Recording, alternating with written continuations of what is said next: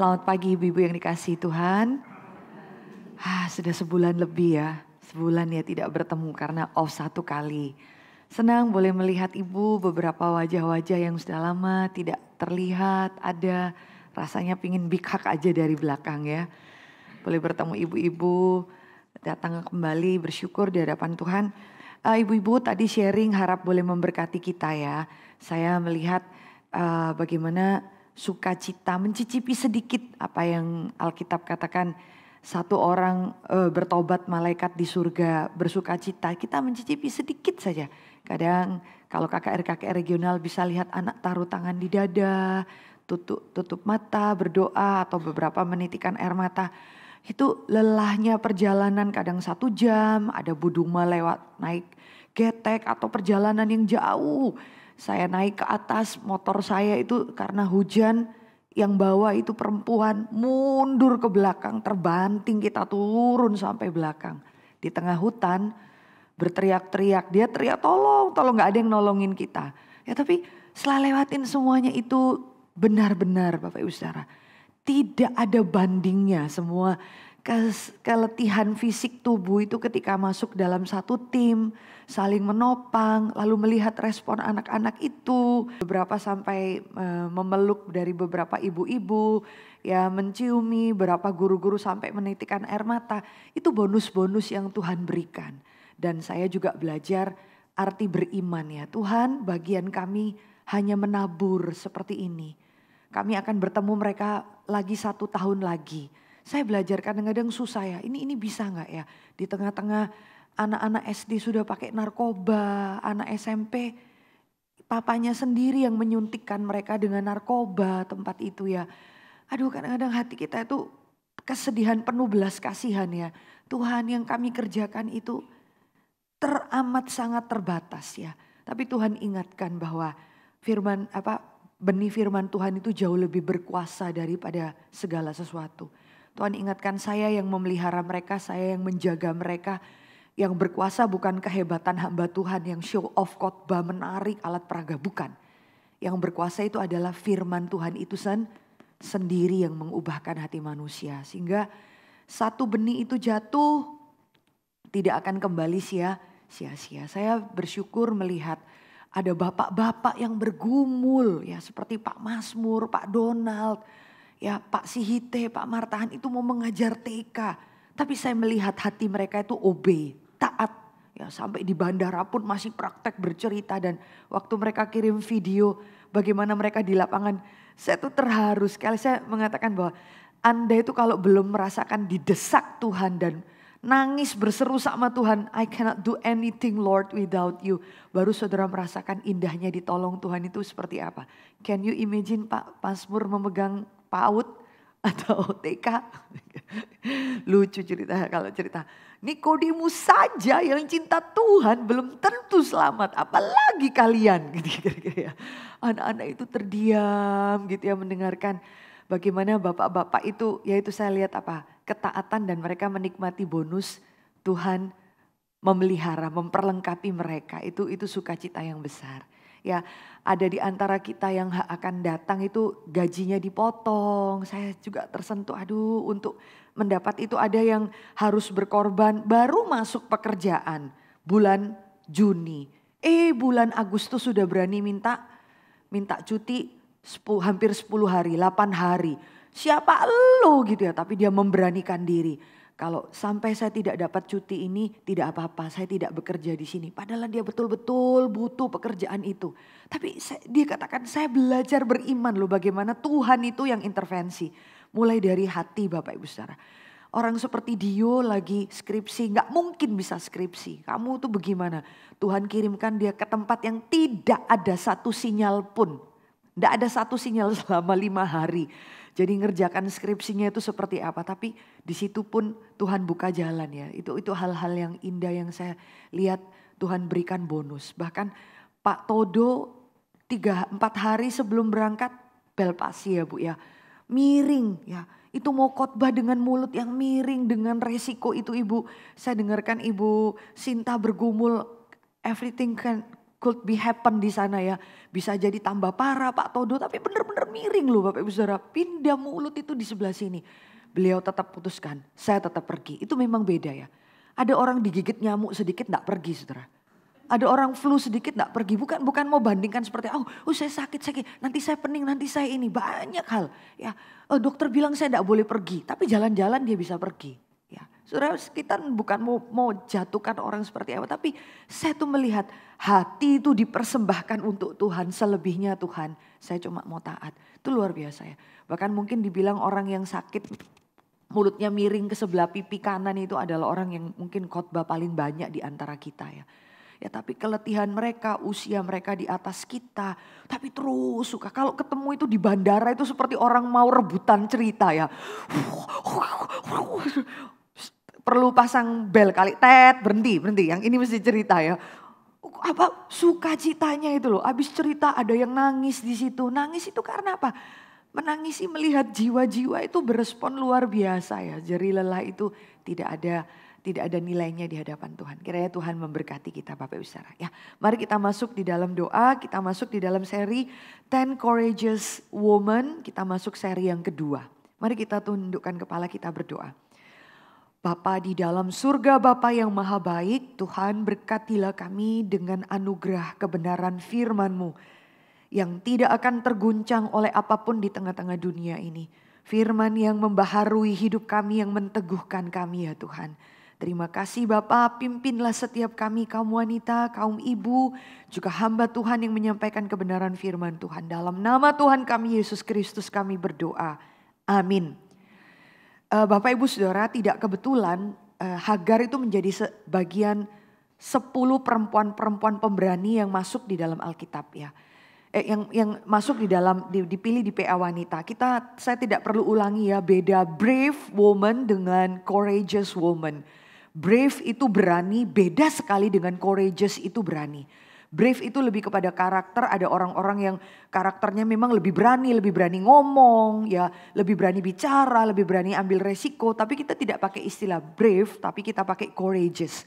Courageous itu adalah satu keberanian yang justru seringkali sesuatu keberanian yang muncul pada waktu detik-detik terakhir. Mengambil keputusan-keputusan sulit, padahal orangnya sebenarnya penakut. Ya saudara mendengarkan ibu-ibu seperti Ibu Melvi ya, ada orang yang takut ketinggian, takut gak bisa berenang, justru Tuhan pertemukan dengan getek-getek yang terkapar lalu masuk di sungai yang sendiri gak bisa berenang, itu dia kemudian jadi berani. Nah itu courageous ya, bukan brave ya. Kalau berdasarkan brave, orang gak tentu mau pergi, biasa. Kalau orang brave itu orang yang lompat, yang sirkus itu loh, yang naik motor lalu lewat 10 mobil yang terbakar. Dia praktekkan I am a brave man. Tapi courageous bukan seperti itu. Courageous saudara menemukan ini orang penakut sekali nih. Ini orang gak bisa apa-apa, ini orang sakit-sakitan, ini orang lemah ya. Tapi momen-momen tertentu klik, dia bisa mengambil keputusan-keputusan, resiko-resiko yang berani. That's it, itu courageous man. Mari kita melihat di dalam bagian ini, Hagar saya masukkan di situ salah satunya. Kita buka dari Kejadian, Bapak Ibu Saudara, Kejadian pasal 16. Mari kita baca bersama-sama. Kejadian pasal 16, memang cukup panjang tapi boleh kita baca ayat 1 sampai dengan ayat 14, ibu-ibu yang dikasihi Tuhan. Ya. Bolehkah 2 orang ibu yang baca untuk kita? Minta tolong Ibu Rusri sama Meliana ya, yang baca untuk kita bergantian ayat 1 sampai dengan 16. Silahkan. Adapun Sarai istri Abraham tidak berani. Ia mempunyai seorang hamba perempuan, orang Mesir, Hagar namanya. Berkatalah Sarai kepada Abraham, engkau tahu Tuhan tidak memberi aku melahirkan anak. Karena itu baiklah hampiri hambaku itu. Mungkin oleh dialah aku dapat memperoleh seorang anak. Dan Abraham mendengar perkataan Sarai. Jadi Sarai istri Abraham itu mengambil Hagar orang Mesir itu, yakni ketika Abraham telah 10 tahun tinggal di tanah Kanaan, lalu memberikannya kepada Abraham suaminya untuk menjadi istrinya. Abraham menghampiri Hagar, lalu mengandunglah perempuan itu. Ketika Hagar tahu bahwa ia mengandung, maka ia memandang rendah akan nyonyanya. Lalu berkatalah Sarai kepada Abraham, penghinaan yang kuderita ini adalah tanggung jawabmu. Akulah yang memberikan hamba pangkuan. Tetapi baru saja ia tahu bahwa ia memandang rendah akan Tuhan kiranya yang menjadi hakim antara aku dan engkau. Kata Abram kepada Sarai, hambamu itu di bawah kekuasaanmu. Perbuatlah kepadanya apa yang engkau pandang baik. Lalu Sarai menindas Hagar sehingga ia lari meninggalkannya. Lalu malaikat Tuhan menjumpainya dekat suatu mata air di padang gurun, yakni dekat mata air di jalan Besyir. Katanya, Hagar hamba Sarai, dari manakah datangmu dan kemanakah pergimu? Jawabnya, aku lari meninggalkan Sarai nyonya.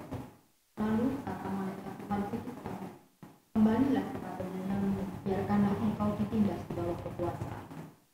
Lalu kata malaikat Tuhan itu kepadanya, aku akan membuat sangat banyak keturunanmu sehingga tidak dapat dihitung karena banyaknya. Selanjutnya kata malaikat Tuhan itu kepada, engkau mengandung dan akan melahirkan seorang anak laki-laki dan akan menamainya Ishmael, sebab Tuhan telah mendengar tentang penindasan atasmu. Seorang laki-laki yang lakunya seperti keledai liar, demikianlah nanti anak itu tangannya akan melawan tiap-tiap orang dan tangan tiap-tiap orang akan melawan dia. Dan di tempat kediamannya ia akan menentang semua saudaranya. Kemudian Hagar menamakan Tuhan yang telah berfirman kepadanya itu dengan sebutan engkaulah El-Roi, sebab katanya, bukankah di sini kulihat dia yang telah melihat aku. Sebab itu sumur tadi disebutkan orang sumur Lahai Roi, letaknya antara Kades dan Beret. Ya, kita lanjut lagi satu bagian di pasal 21, ya pasal 21 ayat 1 sampai dengan ayat yang ke 21 ya, 8 ayat 8 sampai 21. Silahkan, bolehkah satu orang bapak baca untuk kita? Tampilkan aja Pak. Bertambah besarlah anak itu dan ia disapi. Lalu Abraham mengadakan perjamuan besar pada hari disapi itu. Pada waktu itu Sarah melihat bahwa anak yang dilahirkan Hagar, perempuan Mesir itu bagi Abraham, sedang main dengan Ishak anaknya sendiri. Berkatalah Sarah kepada Abraham, usirlah hamba perempuan itu beserta anaknya, sebab anak hamba ini tidak akan menjadi ahli waris bersama-sama dengan anakku Ishak. Hal ini sangat menyebabkan Abraham oleh karena anaknya itu. Tapi Abraham berkata, tetapi Allah berfirman kepada Abraham, janganlah sebal hatimu karena hal anak dan budakmu itu, dalam segala hal yang dikatakan Sarah kepadamu. Haruslah engkau mendengarkannya, sebab yang akan disebut keturunanmu ialah berasal dari Ishak. Tetapi keturunan dari hambamu itu juga akan kubuat menjadi suatu bangsa, karena ia pun anakmu. Keesokan harinya, pagi-pagi Abraham mengambil roti serta sekirbat air dan memberikannya kepada Hagar. Ia meletakkan itu beserta anaknya di atas bahu Hagar, kemudian disuruhnyalah perempuan itu pergi. Maka pergilah Hagar dan mengembara di padang gurun Beersheba. Ketika air yang dikirbat itu habis, dibuangnyalah anak itu ke bawah semak-semak. Dan ia duduk agak jauh, kira-kira sepemanah jauhnya. Sebab katanya, tidak tahan aku melihat anak itu mati. Sedang ia duduk di situ, menangislah ia dengan suara nyaring. Allah mendengar suara anak itu, lalu malaikat Allah berseru dari langit kepada Hagar, katanya kepadanya, apakah yang engkau susahkan Hagar? Janganlah takut, sebab Allah telah mendengar suara anak itu dari tempat ia terbaring. Bangunlah, angkatlah anak itu dan bimbinglah dia, sebab aku akan membuat dia menjadi bangsa yang besar. Lalu Allah membuka mata Hagar sehingga ia melihat sebuah sumur. Ia pergi mengisi kirbatnya dengan air, kemudian diberinya anak itu minum. Allah menyertai anak itu sehingga ia bertambah besar. Ia menetap di padang gurun dan menjadi seorang pemanah. Maka tinggallah ia di padang gurun Paran dan ibunya mengambil seorang istri baginya dari tanah Mesir. Iya, Bapak Ibu Saudara yang dikasih Tuhan, kalau kita melihat siapa sih Hagar ini, dia bukan siapa-siapa di dalam kisah rencana besar Allah ya. Dia bukan orang yang ikut ambil bagian di dalam perjanjian Allah ya. Dia tidak ikut bagian di dalam karya keselamatan Allah yang kekal ya. Dia bukan orang Israel. Alkitab berkali-kali menunjukkan dia dengan kalimat perempuan itu hambanya Sarah. Siapa dia? Budak dari Mesir. Berkali-kali menjadi ingatan kita. Jangan lupa loh, perempuan ini adalah pemberian kemungkinan besar. Hadiah dari Firaun kepada Abraham. Diterima. Jangan lupa dia bukan Sarah, dia berbeda. Kita mendapat satu pengertian ini dicatat dalam Alkitab dengan keberadaan seperti demikian. Siapa dia? Dia cuman budak. Dia budak perempuan ya. Dia itu diperlakukan kalau budak zaman itu bukan seperti pembantu zaman ini Bapak Ibu Saudara. Budak zaman itu tuh diperlakukan seperti aset. Seperti saudara memperlakukan kambing, kuda, sapi. Ya sudah, kalau saudara sapimu punya anak ya anaknya sapi itu jadi milikmu. Yang memperlakukan demikian juga, budak itu juga seperti itu. Kalau kamu punya anak, walaupun kamu melahirkan, nah itu jadi harta milik saya. Dan memperlakukan seperti demikian, tetapi uniknya ya.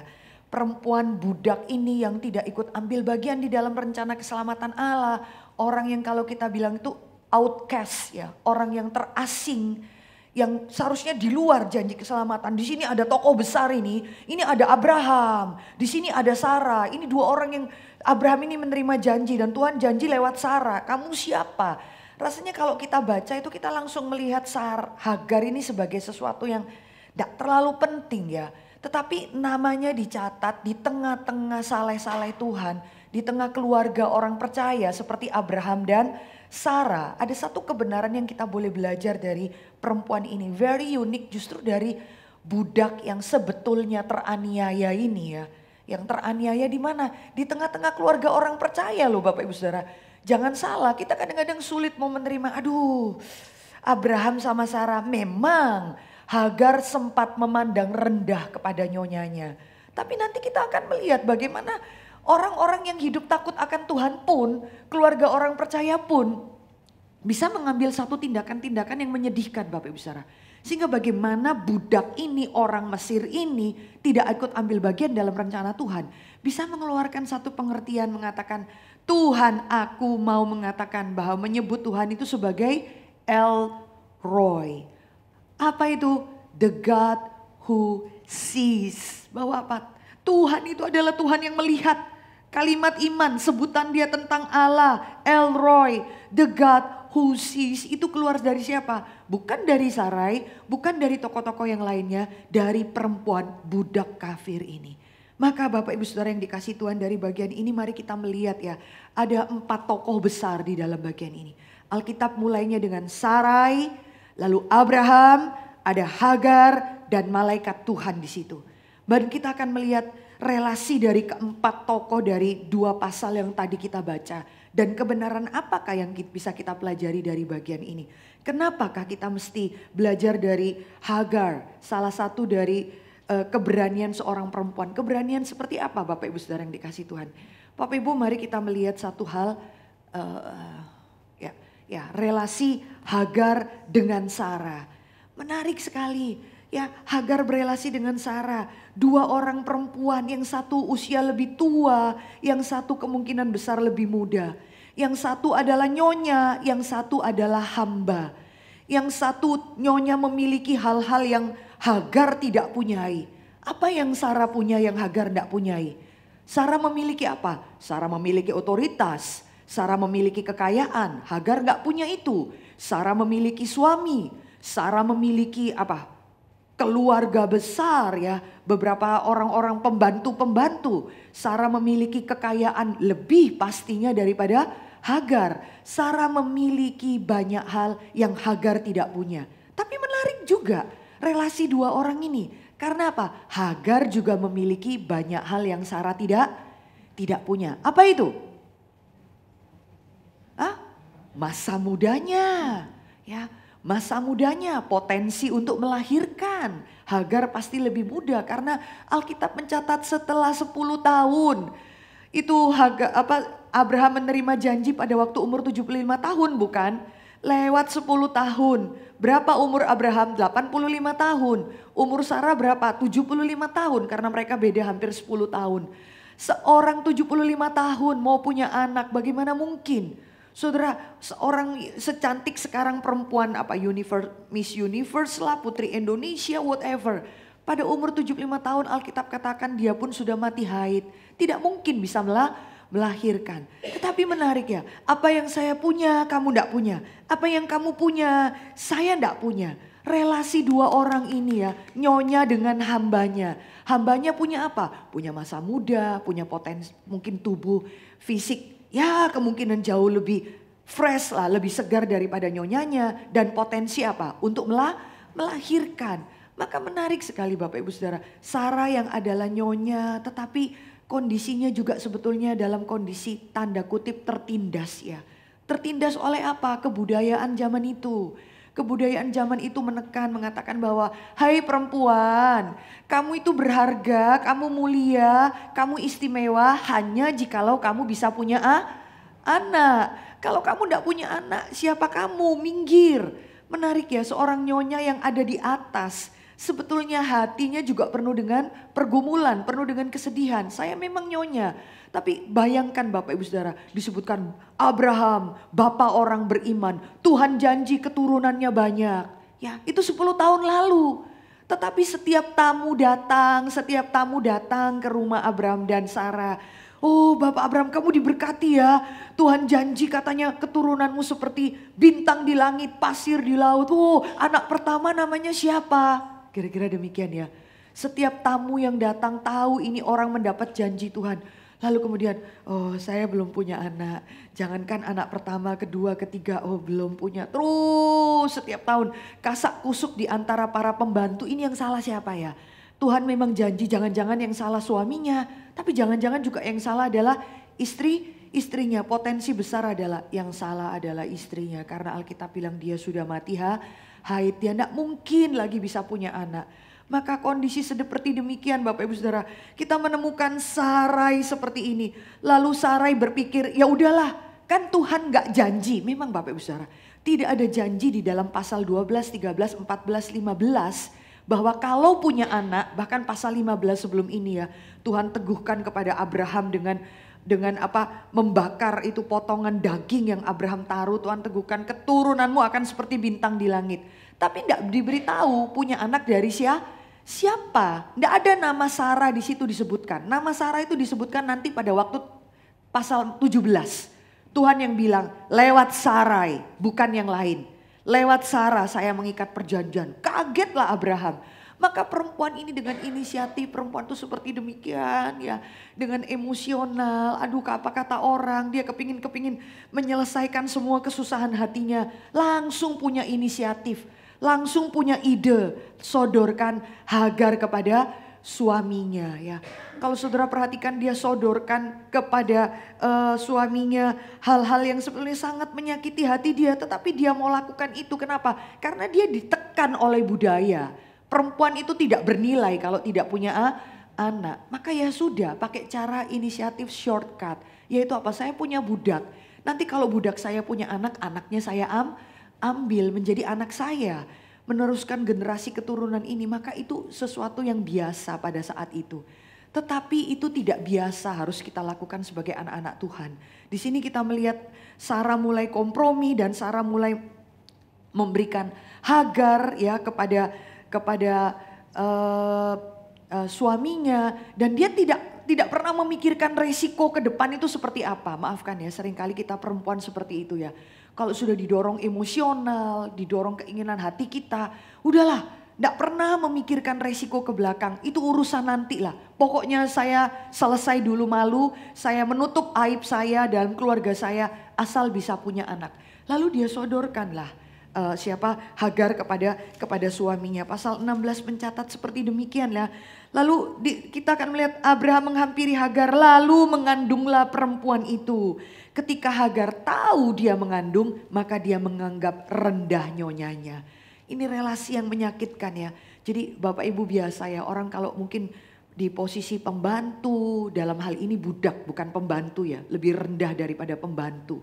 Ya, lalu dia boleh tidur dengan tuannya. Itu seperti mengangkat harkat martabat dia. Dan dia merasa, oh saya lebih berarti. Ya saya meneruskan garis keturunan tuan saya. Lalu Alkitab bilang dia memandang rendah kepada nyonyanya. Maka sakit hatilah Sarai. Cerita itu ya terus diulang-ulang, saudara akan melihat bagaimana lalu Sarai itu datang kepada Abraham dengan kalimat, penghinaan yang kuderita ini adalah tanggung jawabmu. Ya kira-kira demikian ya.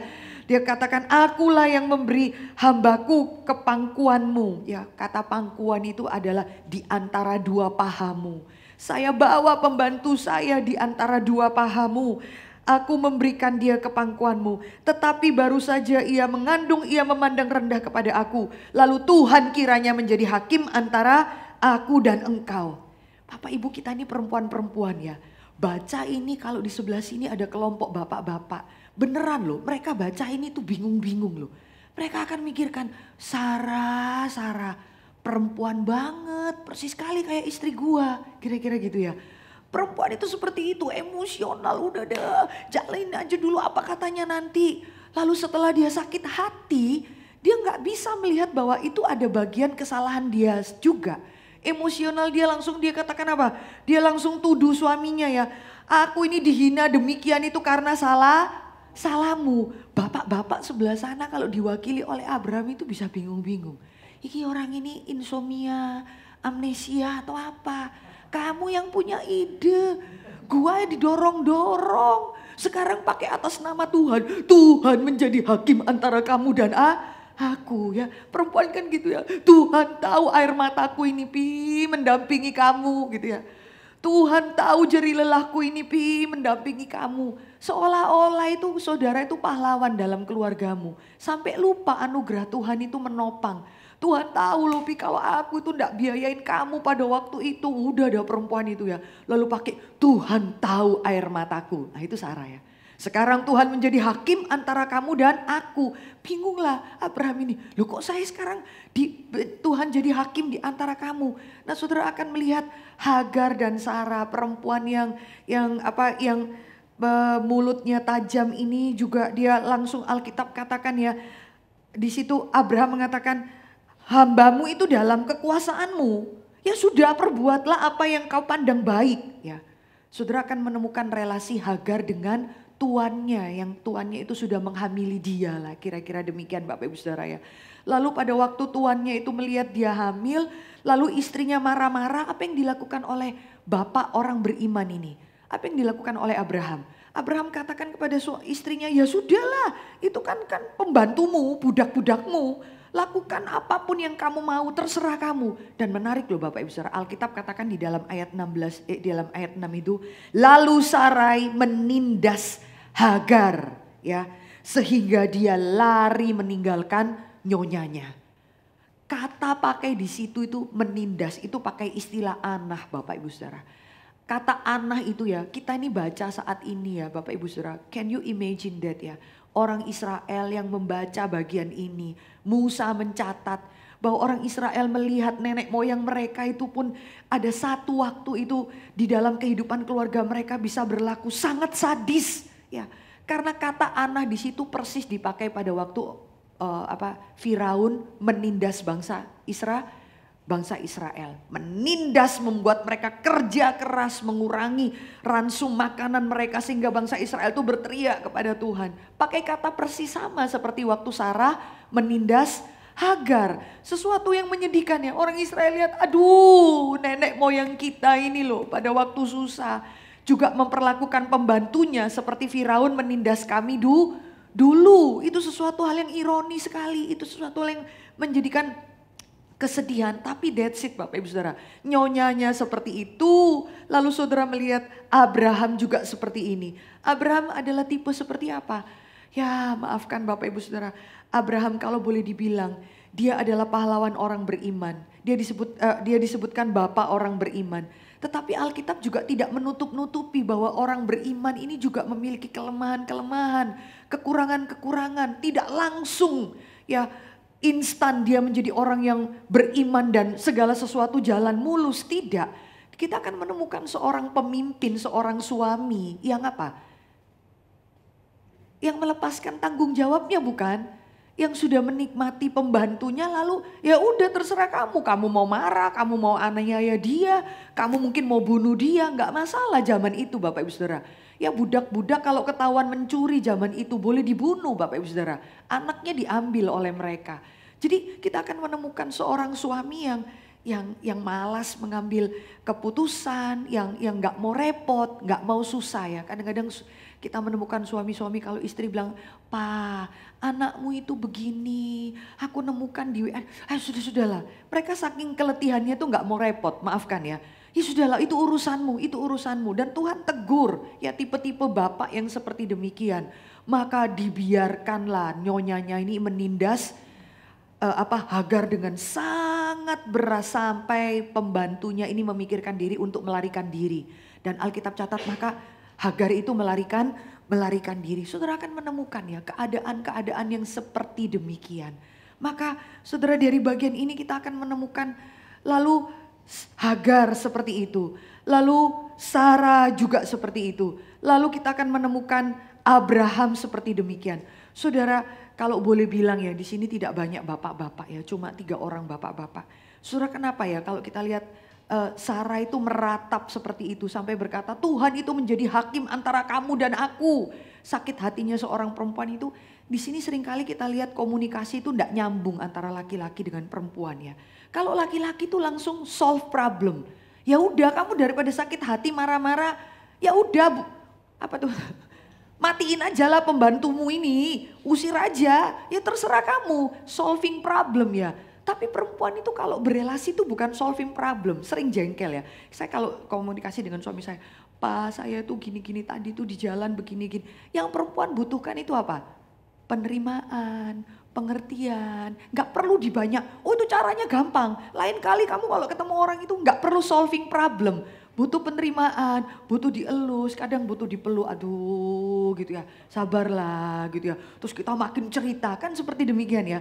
Tapi kalau laki-laki itu solving problem kan, Abraham katakan ya sudah, beresin aja pembantumu. Kenapa seorang perempuan sampai meradang, teriak-teriak, ini harusnya ada bapak-bapak dalam ruang ini ya.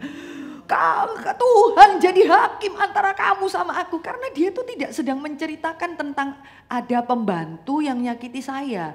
Dia sedang menuntut penerimaan. Aduh suamiku, kamu itu di mana? Ya. Kenapa kamu biarkan aku menderita? Kenapa kamu tidak ambil keputusan? Kamu sudah menikmati tubuhnya. Kenapa kamu diam saja? Kenapa kamu tidak inisiatif? Seperti itu loh Bapak Ibu Saudara. Sampai dia bawa-bawa Tuhan jadi hakim.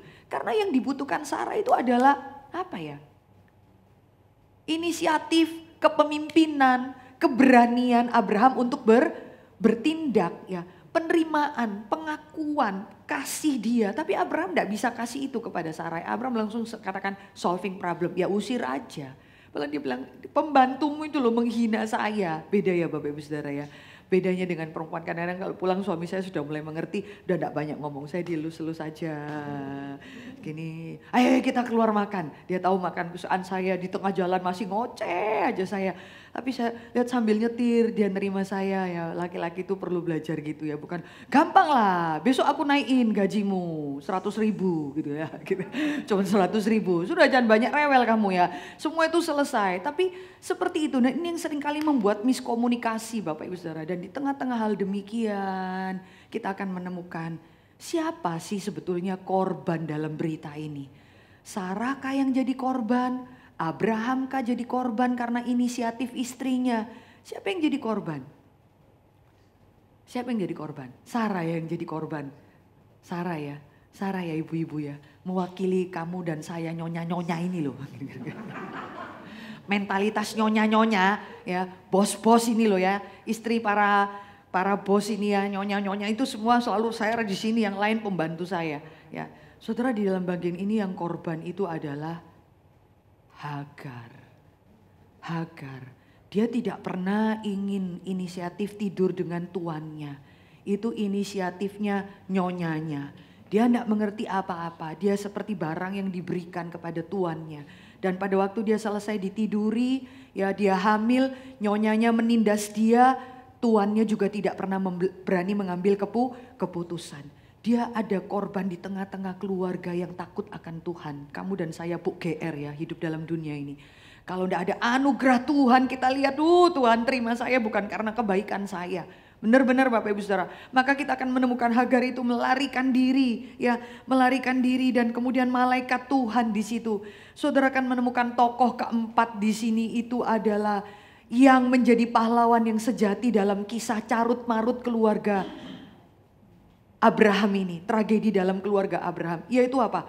Intervensi malaikat Tuhan. Stop semua kebobrokan, ya, penindasan dan lain sebagainya. Malaikat Tuhan menghampiri Hagar dan berkata kepadanya, "Hei Hagar, hamba Sarai." Tetap diingatkan, kamu tuh bukan orang bebas, kamu cuma pembantunya Sarai. Malaikat pun menyapa demikian, tetapi dari manakah kamu dan kemanakah engkau pergi? Baru dia jawab, aku ini lari meninggalkan Sarai nyonyaku. Ya, saudara melihat ya dari bagian ini kita belajar apa?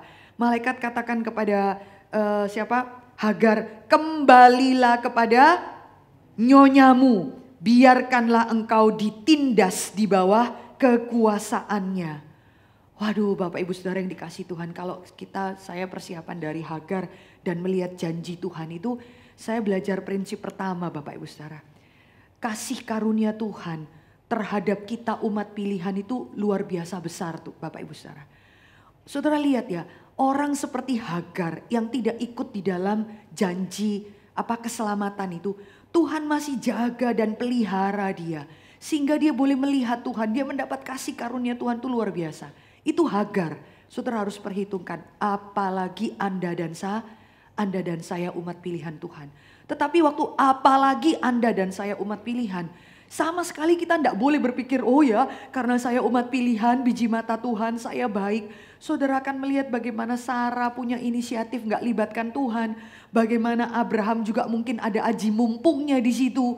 Istri saya gak bisa melahirkan, sekarang dikasih perempuan, ya udahlah. Lalu Abraham tidak mau mengambil keputusan apapun.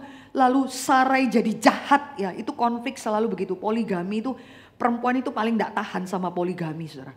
Langsung semua natur yang buruk itu keluar dalam diri dia. Jadi jahat sekali dia. Kepada orang lain itu jadi jahat. Maka saudara akan menemukan di dalam bagian ini kita belajar satu hal ya. Kasih karunia Allah kepada umatnya yang berdosa.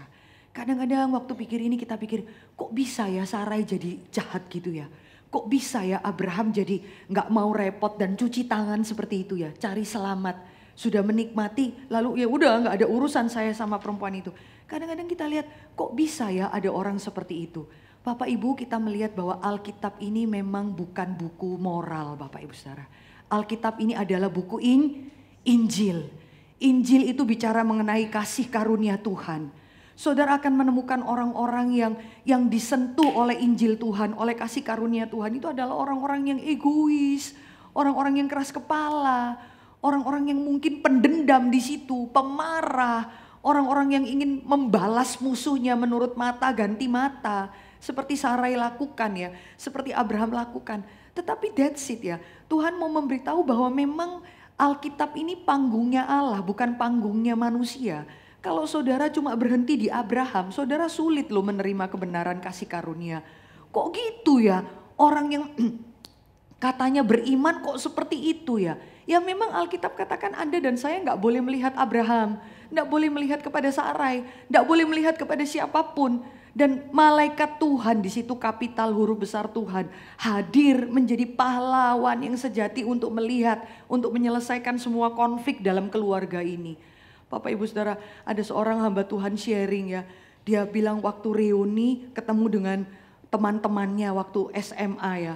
Lalu temannya itu katakan, hei, dia bilang, waduh kamu jadi pendeta ya, jadi pastor ya sekarang. Dia ketawa-ketawa. Lalu dia cerita di tengah-tengah reuni itu teman-teman langsung bilang, aduh mungkin kamu jadi pendeta dari pastor ini karena daftar dosamu waktu SMA ya. Lalu mereka saling cerita ya, karena teman-teman reuni tahu aibnya, maafkan dia cerita, mereka lalu cerita bagaimana mereka nonton video porno dulu lalu nonton buku-buku yang enggak bener, mereka bolos, nyolong, nyontek, waduh lu bukakan aib dia diem, istrinya ada di situ ya.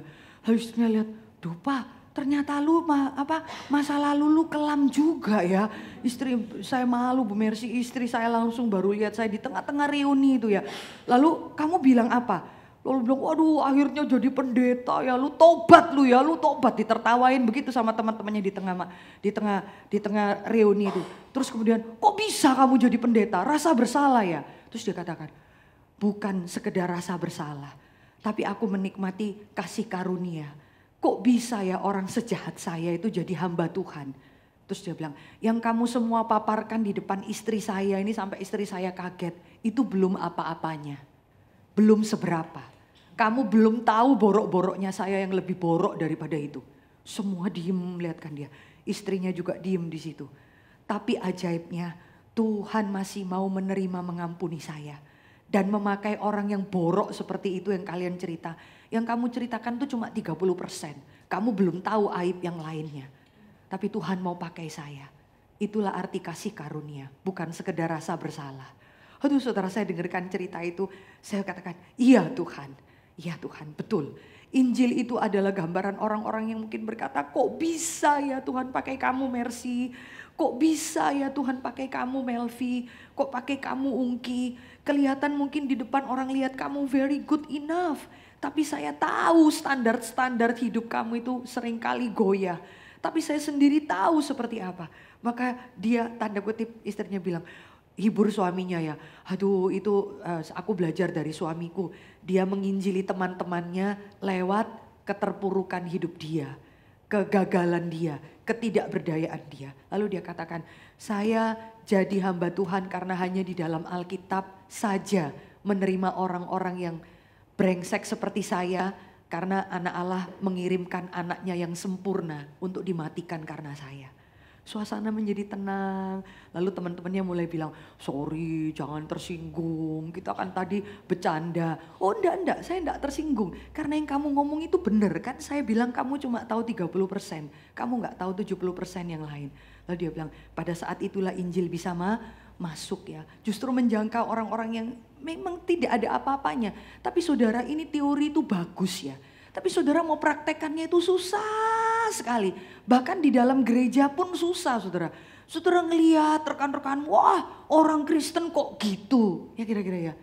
Majelis kok gitu. Apa? Pengurus kok seperti itu. Ya. Lalu saudara, hamba Tuhan kok seperti itu. Memang Bapak Ibu Saudara, di dalam makin belajar firman Tuhan kita perlu standar kebenaran. Tidak boleh ngawur hidup kita. Tapi kita juga tahu bahwa Allah bekerja itu panjang sabar kepada setiap kita. Ya Allah terus menata kita, tidak langsung Allah langsung buang ya. Itu kata istri Billy Graham itu, Ruth Graham, dia katakan sabar, be careful ya. Karena apa?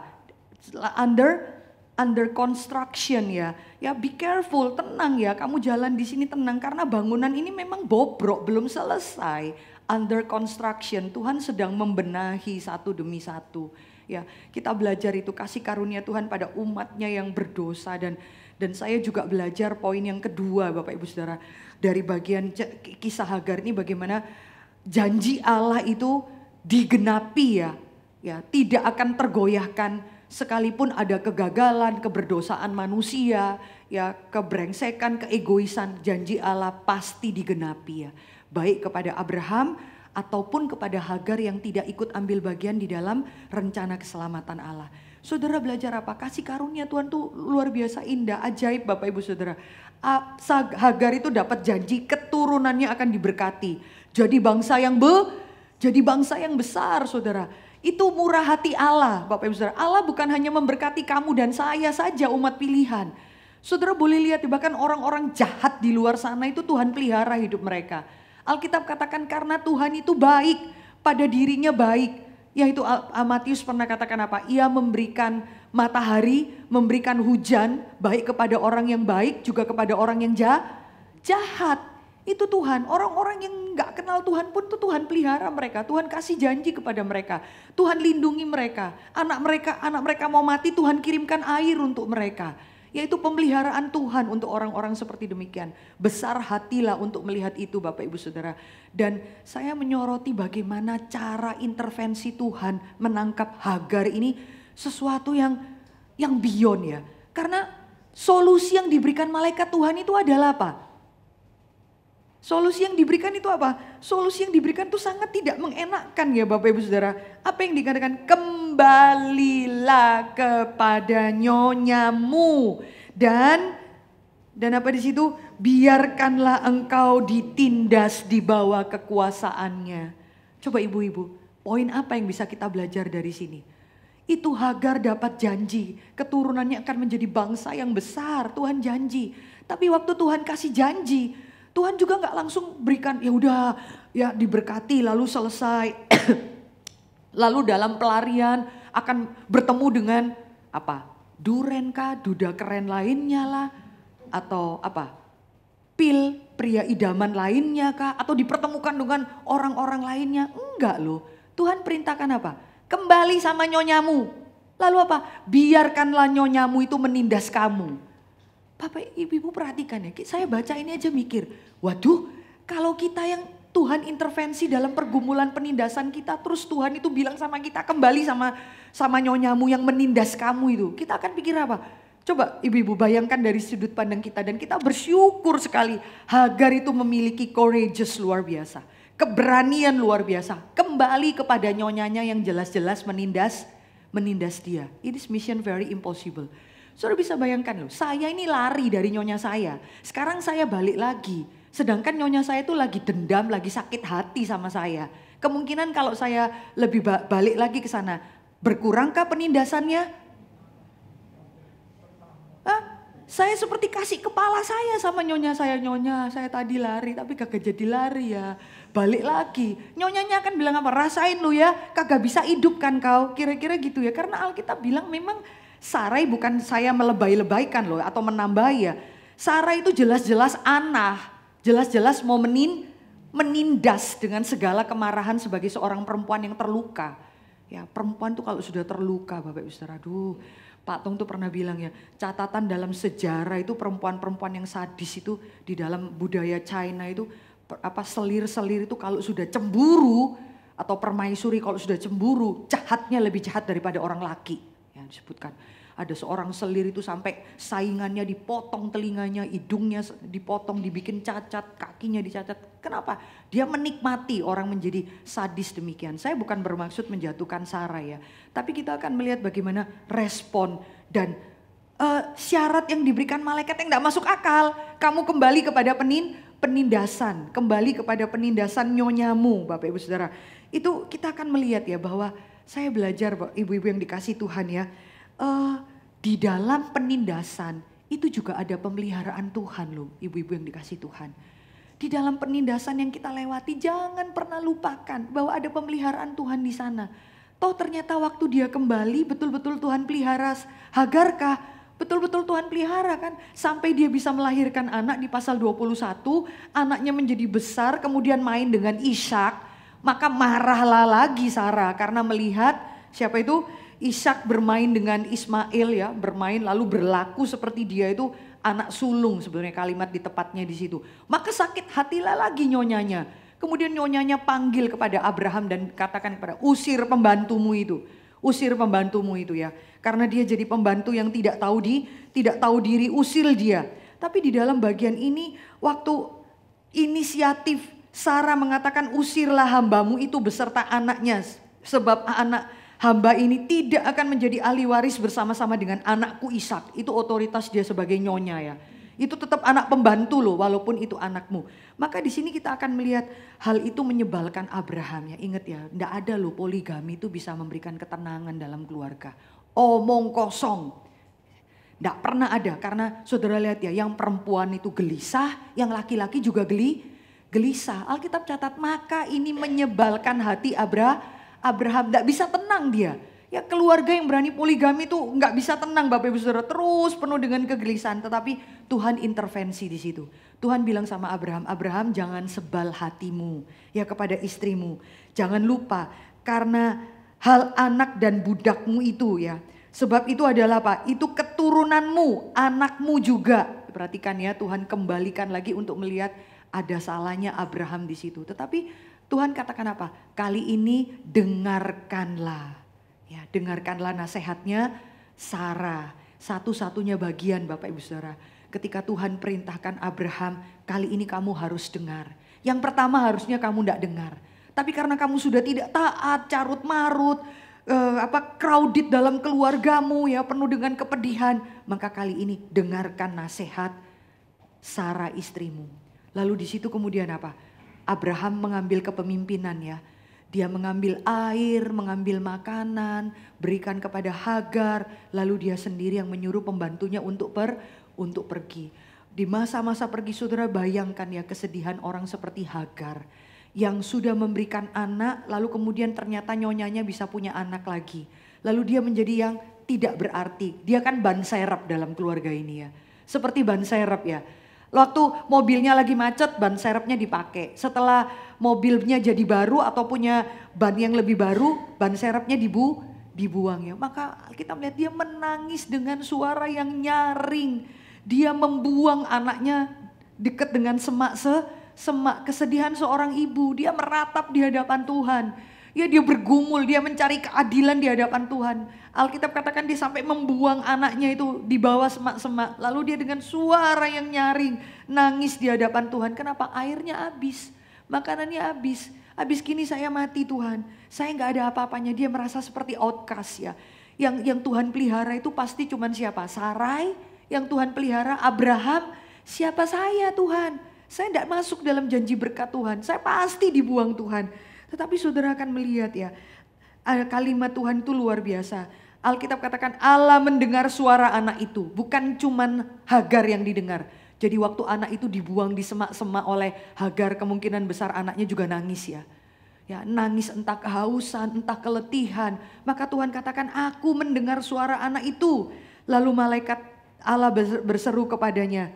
Katanya, apa yang engkau susahkan hai Hagar? Jangan takut sebab Allah telah mendengar suara anak itu dari tempat dia berbaring. Bangunlah, angkat anak itu, bimbinglah. Aku akan membuat engkau menjadi bangsa yang besar. Lalu Tuhan membuka mata air dan di situ air mengalir dengan limpah dan menyelamatkan keluarga ini. Menarik ibu-ibu yang dikasih Tuhan ya. Di dalam penindasan itu ada berkat Tuhan Bapak Ibu.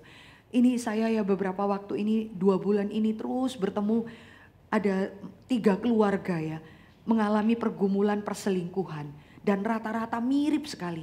Suami mereka di usia yang sudah cukup berumur 55 tahun ke atas, bisnisnya lagi lancar-lancarnya.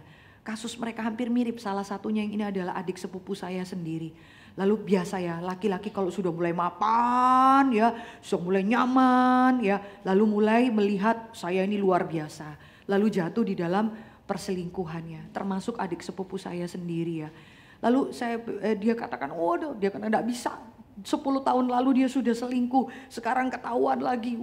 Saya bisa rasakan loh Bapak Ibu. Dia cerita sama saya itu sampai dia katakan, saya pingin tusuk-tusuk tubuh suami saya itu. Saya pingin cakar. Ya karena dia menemukan foto-foto suaminya tidur dengan perempuan itu ya. Dia panik. Bapak Ibu Saudara, perempuan itu kalau sudah terluka ya, dia betul-betul seperti orang itu, seperti singa yang terluka. Dia tidak bisa mengendalikan dirinya. Kita perlu menguasai diri kita baik-baik Bapak Ibu Saudara. Hal-hal seperti ini kan dia merasa dikhianati, dia teriak, lalu apa yang dia lakukan Bapak Ibu Saudara? Menakutkan sekali ya. Dia menemukan di Facebook entah gimana caranya ya, dia bisa ngehack foto-foto suaminya itu. Yang dia lakukan adalah apa? Bisa bayangkan saudara, saya dengarkan itu aja merinding saudara. Dia publish foto-foto itu ke semua yang ada di tautan Facebook itu ya. Sehingga teman-temannya itu semua bisa buka foto-foto cenderung mesum itu ya. Jadi dia mempermalukan suaminya ya. Terus saya tanya, terus gimana? Yuk, suami saya tahu semua, marah tapi mukanya malu. Terus saya bilang begini pada dia, satu kalimat saja. Kamu ingat baik-baik ya. Jangan sampai kamu itu mau mengusir tikus dari rumahmu, tapi kamu bakar seluruh rumah itu. Ngerti maksud saya, Bapak Ibu Saudara? Kamu kepingin ngusir tikus, tapi kamu bakar rumah demi itu. Kamu ngerti enggak ya? Waduh, saya bilang pada dia, cara kamu ini enggak anggun, enggak cantik ya. Kamu dapat suami seperti ini, kamu siap enggak untuk, pokoknya saya mau cerai. Gila, saya tahu sekali kamu enggak berani cerai dari orang ini kok. Karena kamu enggak kerja yang kerja suamimu kok. Tapi kalau kamu enggak bisa mengambil hati suamimu ya, Saya bilang, kamu tiap suamimu pulang kamu berikan daftar dosa-dosa dia. Lalu kalau dia pergi ke perempuan itu disayang-sayang. Aduh kesian ya kamu ya, kamu letih lesu ya, berbeban berat ya. Aduh kesian ya, kamu hebat sekali ya. Aduh kamu tuh luar biasa ya, kesian sekali istrimu itu jahat banget ya. Terus saya ceritain gitu sama dia. Ya orang laki mana yang masih punya logika ya dia cari ke kamu. Terus dia bilang, tapi dia harus dihukum. Si suaminya pun minta maaf sama dia sampai berlutut di bawah kaki dia. Aku jijik melihat kamu, terus saja kamu sampai kamu melihat bahwa kamu akan kehilangan seluruh rumah itu. Kamu membakar seluruh rumah itu kalau kamu sendiri tidak mau bertobat. Karena saya bilang pada mereka, dua-duanya kalian itu butuh kasih karunia Tuhan. Si istrinya ini adik sepupu saya bilang, waktu dia masih miskin, aku biayai kuliah dia apa seluruh. Saya bilang pada kamu itu loh, keluarga kamu itu kamu kira kamu yang pimpin. Kalau kamu terus seperti ini kamu stres loh. Ya, kamu tidak lihat kasih karunia Tuhan memakai kamu supaya kamu menyekolahkan suamimu ini loh. Ya, suamimu itu capek dengarkan orang istri Kristen itu mulutnya adalah legalisme. Karena saya. Kenapa kamu tidak bilang sama suamimu bahwa ini karena kasih karunia Tuhan loh Pak, kita bisa ada sampai sekarang. Saya dulu Tuhan pakai untuk membiayai kuliah kamu, sekarang kamu sudah S3, sudah mampu, sudah semua. Saudara-saudara, hal-hal seperti demikian menakutkan. Kadang-kadang kita tuh tidak ada keanggunan ya. Saya bilang, gak bisa, suami saya sudah ketagihan. Pas saya dapat Hagar ini ya, gak tahu ya orangnya denger apa enggak ya. Malaikat Tuhan bilang, kembali kepada penindasan nyonyamu, balik, gak bisa lari kamu. Karena apa? Itu pemeliharaan Tuhan loh Bapak Ibu Saudara. Saudara lihat, kita pikirnya serem banget Tuhan, sadis banget. Tapi saudara lihat, orang-orang yang ditindas Tuhan itu ada tangan Tuhan yang menopang mereka loh. Saudara tahu Yakub itu kerja dengan mertua yang jahat. Seperti Laban, matre, manipulatif. Malam pertamanya, ditukar istrinya. Tahu ya? Itu kan mertua yang menakutkan seperti ini. Yakub kerja berapa lama? 20 tahun. Tidak mendapat upah. Dan setiap kali Laban mau memberi upah, diubah. Sehingga Yakub bilang sama Rahel, kamu sendiri tahu loh, papamu itu 10 kali mengganti upah padaku. Selama 20 tahun. Tiap mau kasih gaji, kagak jadi. Bulan depan ya. Bulan depan dapat 10 juta, tapi dicicil 2 juta dulu. Pokoknya 10 kali terus diganti, bertahan berapa lama? 20 tahun. Dan Tuhan membuat Yakub jauh lebih kaya raya daripada papanya Laban. Sehingga engkau tahu bahwa yang memelihara aku di rumah mertua yang jahat adalah Tuhanku. Saudara pernah baca ayat itu enggak? Kamu sendiri tahu 20 tahun aku kerja di dalam penindasan papamu. Bahkan malam pertama pun diobrak-abrik. Itu intrik-intrik jahat Bapak Ibu Saudara. Laban itu penipu. Tapi Yakub keluar dengan harta. Kaya raya berlimpah. Lebih kaya daripada keluarga Laban. Saudara perhatikannya. Kembali kepada penindasan nyonyamu. Saudara justru Hagar itu dipelihara Tuhan. Dia harus kembali kepada nyonyanya loh Bapak Ibu Saudara. Bener kan? Saudara bisa bayangkan kalau budak zaman itu lari. Kira-kira dia akan apa? Diburu, dibunuh. Sarai kalau dengar apa? Lari. Saya belum puas loh menyiksa kamu. Dia perintahkan orang untuk kejar ini. Matilah Hagar. Maka saudara lihat di dalam penindasan itu ada pemeliharaan Tuhan. Saya pelihara kamu sampai anakmu itu lahir. Ini belum waktunya kamu lari. Justru pemeliharaan Tuhan di sana. Dia kembali karena Bapak Ibu bisa bayangkan ya. Perempuan di tengah-tengah padang gurun. Lalu hamil, budak, pelarian lagi, buronan, bisa mati di padang gurun. Ya, bisa mati dia. Maka Tuhan katakan tidak. Apa bedanya dengan pasal 21? Pasal 21 toh Hagar akhirnya keluar dari rumah nyonyanya. Iya kan? Ada bedanya enggak?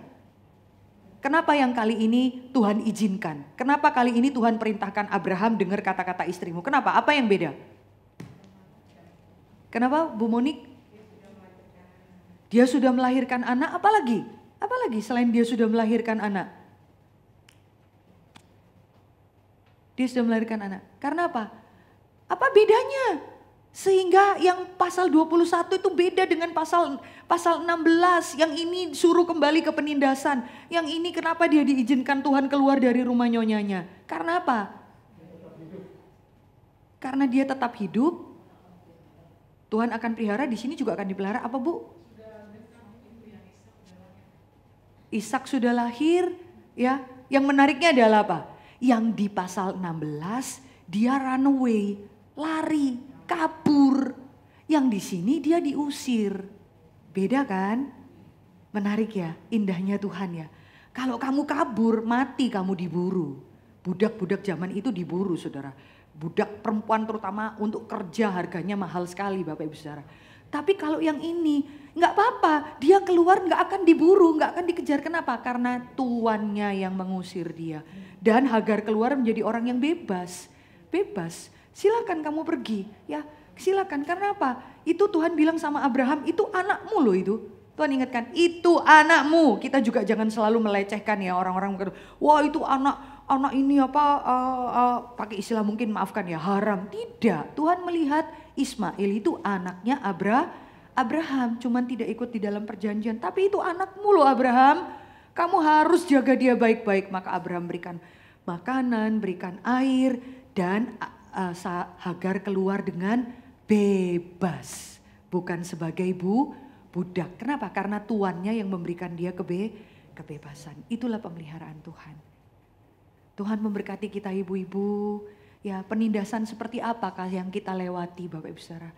Bapak Ibu kalau melihat Tuhan mengatakan kepada Hagar, suara anakmu itu aku dengar. Teriakan anakmu itu aku dengar. Tapi Bapak Ibu dan saya, kita akan melihat bahwa teriakan anak Allah itu tidak didengar oleh bapaknya.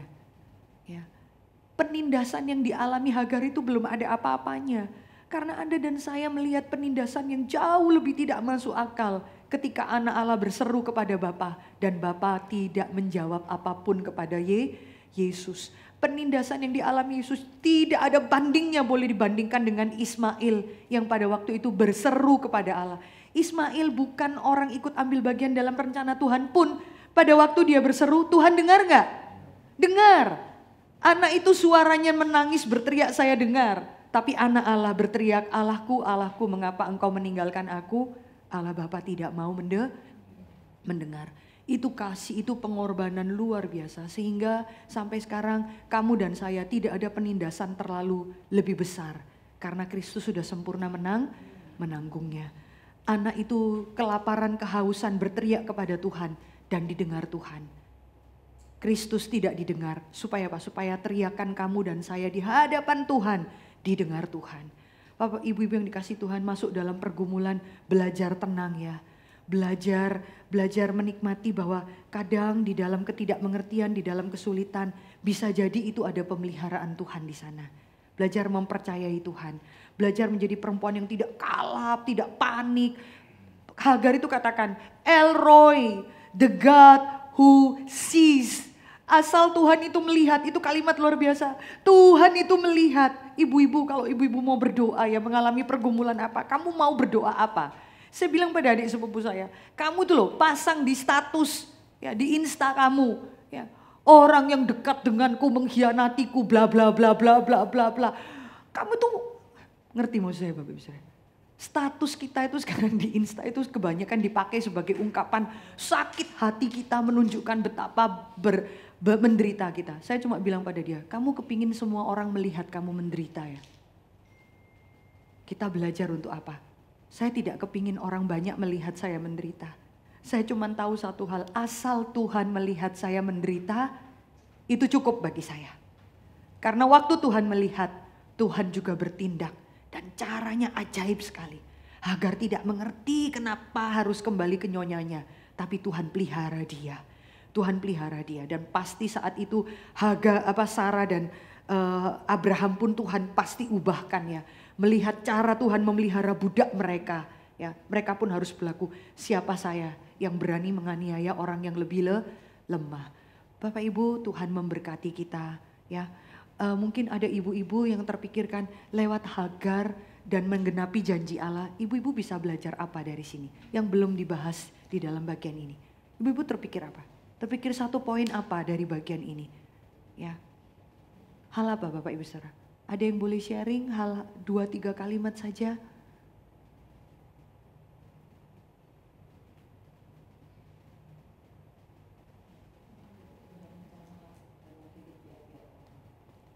Iya, Tuhan itu punya rencana dalam hidup tiap-tiap orang. Ya, baik. Ada lagi? Bu Duma. Iya. Kalau aplikasinya untuk kehidupan kita sekarang itu contohnya seperti apa sih Bu? Aplikasinya dalam kehidupan kita. Iya. Banyak hal ya Bu Duma. Kadang-kadang kita kalau melewati pergumulan penindasan di kepala kita itu cuma satu. Bagaimana ini cepat selesai, bagaimana ini berakhir. Tapi sebenarnya kita ikut Tuhan itu bukan bagaimana ini cepat selesai. Tapi Tuhan mau kita melihat prosesnya. Karena Hagar pun perlu dibentuk Tuhan. Sarah, Abraham banyak kesalahan. Tapi jangan salah, kamu juga merendahkan nyonyamu. Dua-duanya perlu dibentuk, dua-duanya. Maka kepada beberapa keluarga ini, pokoknya cerai Bu, nggak bisa saya bilang. Ya, kenapa kamu, supaya saya mau lepas semua, saya katakan nggak bisa, kembali lagi. Belajar mengampuni lagi. Nanti kalau dia buat lagi gimana? Kok kamu jadi kayak Tuhan? Bagaimana dia buat lagi? Kita nggak tahu kok di depan. Belum sempat buat lagi bisa jadi dia mati. Pada waktu dia buat lagi bisa jadi kamu yang mati. Kamu sudah lihat dia di sorga, gitu ya kira-kira. Kok kamu seperti mengatur, nanti kalau saya terima dia lagi Bu, pas dia sakit, bangkrut, saya harus ngerawat dia, biasanya gitu. Ya enggak apa-apa juga, yang namanya istri ya itu satu paket yang harus diterima. Tapi kan kita enggak suka ya, kita kepingin cepat-cepat hal-hal seperti itu. Misalnya di satu tempat di gereja, di cabang kita, kemarin saya pergi ke salah satu cabang kita pilih PA wanita, dia katakan, bos saya itu Bu Mercy, setiap dia sebut nama saya, ini perempuan ya, misalnya Ibu Sri, dia kerja di satu tempat untuk mengatur anak buahnya. Ceritanya bosnya ini selalu melihat kesalahan dia luar biasa. Ya, dia jengkel, dia bilang, lalu dia terselip satu kalimat, dulu waktu saya jadi pimpinan sebelum dia datang, saya nggak gitu-gitu banget. Terus dia pikir, kalau gitu saya cari kerjaan yang lain aja. Saya bilang, Bu, jangan emosional, ambil keputusan itu tenang. Jangan lagi sakit itu ambil keputusan. Ingat ini ya Bapak Ibu, waktu saudara sakit itu jangan ambil keputusan. Waktu saudara tertawa-tawa itu loh, senang, tenang, baru ambil keputusan. Saya bilang pada adik sepupu saya, kamu tuh ya bolak-balik marah sama suamimu. Tapi giliran kalian tenang, jalan-jalan ke Jepang, pergi happy, kamu gak pernah cerita sama saya. Giliran lu konflik, wah seluruh orang harus tahu. Tapi giliran kamu susah, nah sekarang tunggu ya. Hidup itu kan ada naik, ada turun. Tunggu waktu kamu senang, pikir cerai sama suamimu, berani enggak? Ya enggak sanggup mikir itu, lagi happy. Kayak gitu ya, emosi manusia itu... Perempuan tuh seperti itu. Lalu saya bilang pada ibu ini, ibu mau pergi keluar, tinggalkan. Iya Bu, saya kalau ditegur tuh di hadapan anak buah saya yang lain. Padahal dulu waktu saya jadi pimpinan, saya katakan seperti itu ya. Saya bilang pada dia, ibu kita ini umur berapa mau keluar dari kerjaan? Mau cari kerja di mana? Ibu pikir kenapa ibu umur tanda kutip ya 50 tahun sekarang masih kerja di situ. Kan tetap kita butuh uangnya. Saya tetap kasih tahu apa adanya. Lalu ibu mau keluar umur sekian. Siapa perusahaan yang mau terima kita umur 50 tahun ke atas? Pikir baik-baik. Terus saya pikir sebenarnya ini bukan masalah apa dapat uang atau apa Bu. Poin yang lebih penting bagi kamu adalah apa? Kamu itu terbiasa memimpin 15 tahun. Sekarang ada orang yang mimpin kamu. Kamu ada di bawahnya dan kamu diperlakukan betul-betul seperti karyawan. Kamu ditindas sama bosmu yang jahat ini ya. Mengerti mau saya Bapak Ibu Saudara? Tapi waktu saya jadi pimpinan saya enggak pernah gitu loh Bu Mercy sama anak buah saya. Saya percaya kamu enggak pernah gitu. Tapi anggaplah sekarang kita makin tua umur 50 tahun ke atas. Pelajaran kita jauh lebih berat. Belajar menyangkal diri. Belajar bertahan. Belajar tenang di hadapan karya anak buahmu yang bawa. Bahwa waktu saya di atas, saya merintah orang. Waktu saya di bawah, saya dihina bos saya tidak bergeming. Karena apapun yang saya lakukan, baik saya makan ataupun saya minum, saya lakukan segala sesuatu seperti untuk Tuhan. Gak enak ya kalau datang sama hamba Tuhan ya, dikotbahi kamu. Gitu ya. Selesai, tapi sebelum saya khotbah saya sudah dengar dia cerita 35 menit. Sekarang giliran saya ngomong, kira-kira. Terus dengerin, kira-kira seperti itu Bu Duma ya. Gak mudah, banyak hal, saudara punya konsep penindasan sendiri. Di antara para eda-edamu kah, ipar-iparmu, ya, entah dengan mertuamu kah yang terus melihat satu titik kelemahan dalam rumahmu ya. Ya, itu debu di rumahmu kurang bersih apapun dia bisa ya daftar. Saat kita bilang, aduh mak sudah 15 tahun pernikahan debu itu masih kelihatan terus ya gitu. Gak habis-habis gitu ya. Tahu saudara-saudara punya jenis-jenis penindasan yang seperti apa. Tapi saya berkata kepadamu, kembalilah kepada nyonyamu yang menindas kamu. Karena aku lagi pelihara kamu di situ. Sekarang kita gak ngerti, pasti gak ngerti. Tapi justru kita lihat di situ pemeliharaan Tuhan. Ya.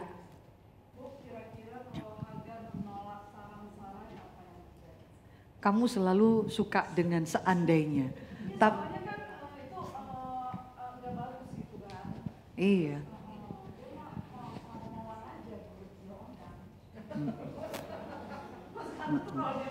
Manusia itu sangat suka seandainya. Kalau boleh putar ke belakang. Semua film Avengers, saudara lihat ya.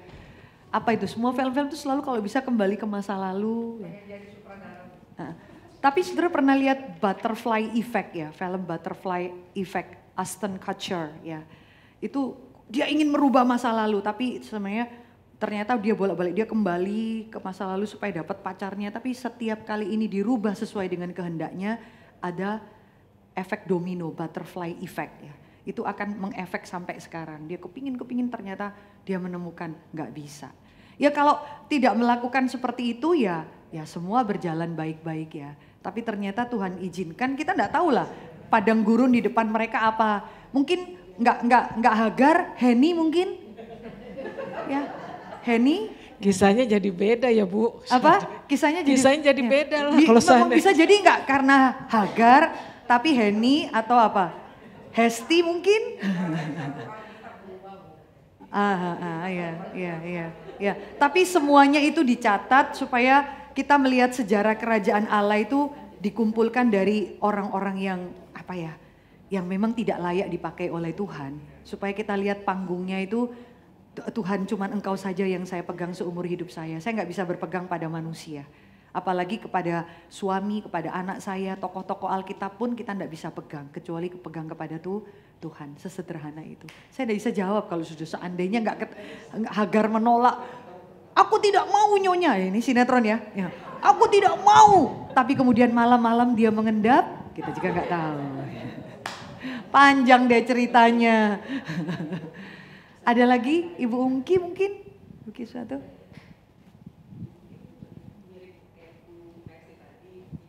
Shortcut ya, kali kalau waktu kita mau mengerti rencana Tuhan atau kehendak Tuhan. Iya. Soalnya ini sebetulnya kalau saya melihat Hagar itu ketarik dalam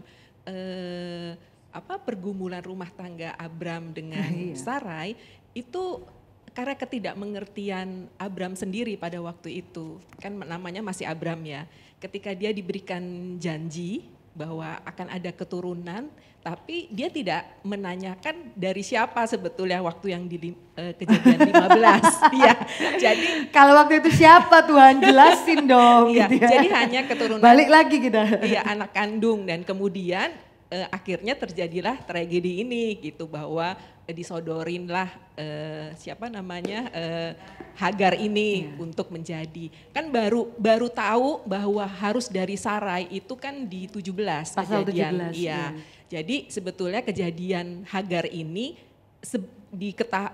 tidak diketahui oleh Sarai bahwa harusnya dari dia ataupun Abram juga dia belum tahu bahwa itu ternyata dari Sarai.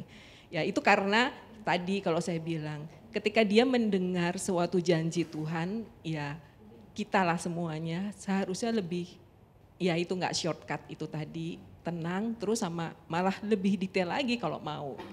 Betul nggak ini Tuhan yang saya lakukan? Betul nggak ini gitu. Kecuali memang Tuhan punya rencana tertentu bahwa memang Ismail harus hadir gitu untuk sesuatu yang kita belum tahu ya. Tapi pada akhirnya memang Abram ini juga sayang kok sama Ismail, makanya kenapa enggak Ismail gitu. Tapi enggak, ini dari Sarai. Iya. Makanya ketika dia mau pergi untuk kedua kalinya, kan sebetulnya sedih sekali itu si Abram juga untuk melihat si Ismail ini. Jadi sebetulnya sudah ada bonding ya antara Abram dengan Ismail itu sendiri. Walaupun akhirnya yang Tuhan tentukan adalah Ishak. Yaitu akhirnya tragedi ini hanya tragedi Hagar ini kalau saya lihat ya itu karena ketidakmengertian dari Abram. Siapa sebetulnya Tuhan, keturunan saya untuk berikutnya yang Tuhan janjikan ini gitu. Iya. Oke, bisa jadi ketidakmengertian ya, mungkin harusnya nanya, yang jelas itu namanya Sarah ya Tuhan, kira-kira gitu ya. Tapi saudara lihat ya PD-nya Abraham itu pasal 17, dia Tuhan waktu ingatkan Abraham, kamu harus berdiri di depanku dengan tidak bercacat ya. Dia kaget, kenapa ini? Itu setelah 13 tahun Tuhan tidak mau ngomong sama dia. Itu Ismail lahir itu Tuhan tidak mau ngomong 13 tahun lamanya. Terus dia bilang gini, Tuhan, mungkinkah bagi seorang yang berumur 100 tahun melahirkan anak, dan mungkinkah Sarah yang telah umur 90 tahun itu melahirkan seorang anak? Sekiranya Ismail diperkenankan hidup di hadapanmu. Ayat 19, tetapi Allah berfirman, tidak. Sempat GR 13 tahun ya. Sempat GR. Tuhan, sudahlah. Kau sekarang ingetin saya janji lagi. Sudah saya genapi Tuhan. Tuhan bilang, kamu genapi bukan saya genapi. Menarik ya. Jadi dia PD itu 13 tahun umurnya. Siapa itu? Ismail ya, PD. Dan Tuhan langsung berkata, tidak, bukan begitu caranya. Ya sebenarnya bukan begitu caranya anak-anak Tuhan yang percaya kepada Tuhan. Ya bukan begitu caranya. Dengan istri yang diberikan oleh dengan gundikmu, bukan begitu. Karena sebenarnya kita sebagai anak Tuhan ya Tuhan katakan, aku berikan keturunan lewat kamu, itu kita tidak perlu lagi tanya yang mana ya Tuhan, dari yang ini atau ini. Ya pasti Tuhan berikan dari istrimu. Kita pegangnya itu. Makanya Tuhan marah juga sama Daud kan gitu. Daud bilang, raja-raja pada umumnya itu kan punya banyak selir. Salomo juga begitu. Tapi Tuhan katakan apa? Enggak, tapi kamu rajaku. Bukan seperti raja-raja di dunia. Standarmu harusnya beda. Sayang sekali. Tapi itu semua dicatat. Ini bagian ini ya nanti dicatat di dalam Roma pasal 4. Di dalam Galatia. Paulus pun mengkulik ini. Abraham. Yang kamu lakukan itu fatal sekali. Sampai istilah Ismail itu adalah anak-anakmu. Tapi Tuhan harus usir. Jadi itu hal-hal seperti demikian. Tuhan memberkati kita Bapak Ibu Saudara. Harap kebenaran ini memberikan kita sukacita, limpah, ketenangan, ketahanan. Di tengah penindasan mengatakan, Tuhan, asal Tuhan melihat aku, itu cukup bagiku. Mertuaku tidak bisa melihat, anak kita sendiri pun loh Bapak Ibu Saudara, tidak bisa melihat air mata kita. Sudah perlu bilang, Mama ini berdoa buat kamu tiap kali. Tidak bisa Bapak Ibu Saudara. Tahu enggak berapa banyak air mata kita, makin lebay kita. Anak-anak itu bisa makin jauh dari kita. Kita hanya mengatakan, asal engkau melihat aku Tuhan, itu cukup bagiku. Tuhan memberkati kita. Kita masuk dalam doa ya. Saya minta dengan hormat satu Ibu Sinta sebagai mewakili kita kaum wanita mendoakan kita menutup firman Tuhan ya. Lalu Bapak Pendeta Jack menutup kita di dalam doa. Mari kita berdoa. Bapa kami di surga, Ya, Tuhan. sungguh kami bersyukur pada siang hari ini Tuhan, untuk kebenaran firman Tuhan yang telah kami dengarkan ya Tuhan. Tuhan, Engkau tahu hati kami ya Tuhan. Ya Tuhan. Di dalam seluruh keadaan Sedalam-dalam. keberadaan kami, dalam semua pergumulan kami ya Tuhan. Ya Tuhan. Kiranya Tuhan menghibur kami. Benar Tuhan, kepada siapa kami lari Tuhan, kalau bukan kepadamu Terima Tuhan. kasih Tuhan untuk kekuatan yang Tuhan berikan melalui firman yang kami dengarkan pada siang hari ini. Ya Tuhan. Terima kasih Tuhan. Kiranya Tuhan berkati kami semua, ibu-ibu yang Tuhan, dalam semua pergumulan kami. Tuhan tolong pegang tangan kami. Benar Tuhan. Kasihanilah kami ya Tuhan. Tuhan, kami bersyukur untuk Ibu Mercy yang telah memberikan firman pada kesempatan siang hari ini. Kiranya Tuhan memberkatinya, memakainya di dalam pelayanan lebih heran. Ya, Membagikan Tuhan. firman-Mu, menolong kami, menguatkan kami Bapa, Ya agar Tuhan. kami semakin Tuhan mengenal Engkau, semakin dekat kepada Engkau. Terima kasih Bapa untuk kesempatan siang hari ini. Terima kasih untuk firman yang begitu limpah. Ya Tuhan. Dengarlah seluruh doa kami Bapa. Dalam nama Tuhan Yesus Kristus kami berdoa. Amin. Amin. Kami bersyukur kepadamu Tuhan Benar Tuhan. untuk siang hari ini, Engkau menjelikan. manakala kami sudah mendengarkan firman-Mu yang menguraikan beberapa hal-hal yang baru yang tidak kami sadari sebelumnya. Ya Tuhan. Kami bersyukur juga untuk bagian-bagian yang Tuhan selalu bukakan kepada kami. Ya Tuhan. Dan pada Terima akhirnya kasih, kami Tuhan. mengerti Kami boleh apa melihatnya. tindakan Tuhan, apa rencana Tuhan bagi kami. Ya Tuhan. Sehingga kami tetap taat, tetap setia kepada Tuhan. Terima kasih ya Tuhan, biarlah firman Tuhan yang sudah kami dengar siang hari ini mengubah kami, memberikan kami arahan pada rencana yang tepat seturut dengan kehendak Tuhan. Dalam nama Yesus Kristus kami bersyukur dan berdoa. Amin. Amin. Saya serahkan pada liturgis.